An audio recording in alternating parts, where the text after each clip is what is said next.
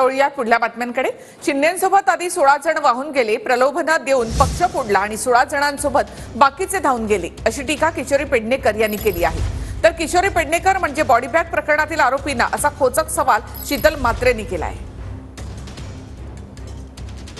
पहिले जे 16 लोक वाहून गेले, 16च गेलेले, मग प्रत्येकाला हे म्हणजे आमिष दाखवलं गेलं। बच्चू कडूंनी तर स्पष्ट सांगितलं की मला देवेंद्र फडणवीसचा फोन आला, म्हणजे इतर पक्षानेही आमचं फोडण्याचं काम केलं।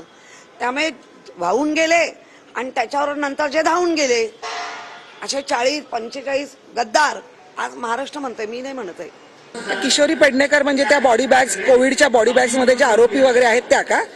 त्याच का?